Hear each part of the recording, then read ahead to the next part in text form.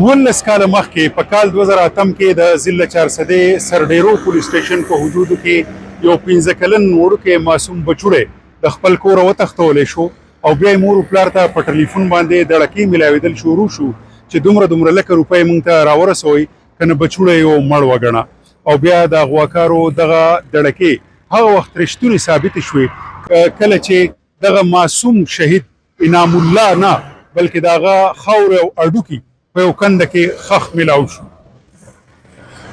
پولیسو د ماشوم د ورساو په شکایت او د هغې د شک په بنیاد باندې امتیاز نوم یو کس گرفتار کو چا چې د تفتیش په دوران کې د پولیس د وینا مطابق اقبال جرم هم وکړو او د یو بل کس نعیم نوم یو اغوستو چې هغه هم زما سره په دې جرم کې شریک و. ټرایل کوټ هم دغه دواړه ملزمانو ته د مرګ سزا واوروله ولې دواړه ملزمان د مرګ د دغې سزا خلاف پېښور های کورټ ته لاړو. پېښور های کورټ د تفتیش په معیار کې د کمی په بنیاد باندې د مرګ سزا په عمر قید کې بدله کړه. دواړه ملزمان د عمر قید د دغې سزا خلاف سپریم کورټ ته راغلي. په سپریم کورټ کې د جسټس محمد هاشم کاکړ په مشرۍ کې او په جسټس صلاح الدین پوهر او جسټس اشتیاق ابراهیم باندې مشتمل سپریم کورټ عدالت دې مقدمې فیصله یو څو ورځې مخکې اورولې ده کومه چې بیګا د سپریم کورټ په ویب سایټ باندې اپلوډ کړی شوې ده. سپریم کورټ په دې کیس کې دغه دواړه ملزمان چې دي هغه بری کړو او د هغې د فوري ازادولو حکم یې وکړو. سپریم کورټ چې کوم خپل تفصیلي فیصله جاري کړې ده نو په هغې کې ملزمانو ته بې ګناه نه دي ویلي بلکې د کم ثبوت په بنیاد چې دې دواړه ملزمانو ته د مرګ سزا ورولی شوې وه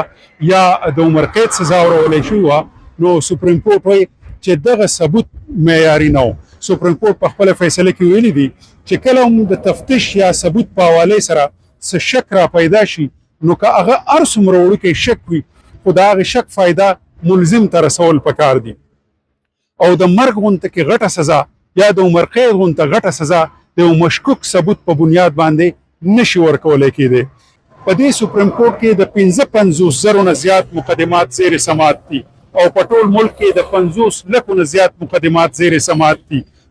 موږ د مقدماتو د دې انبار پړه عموما په عدلیه باندې اچو چې عدلیه زر فیصلې نه کوي. خو عدلیه په ویکیوم کې په خلا کې فیصلې نشي کولی. تفتیش په بنیاد د ګواهانو په بنیاد د ثبوتونو په بنیاد او د ډېر نورو لوازماتو په بنیاد باندې عدالت فیصله کوي ځکه چې یو جج هم انساني او یو انسان هم د بل انسان د مرګ فیصله په مشکوک ثبوت باندې نشي کولی.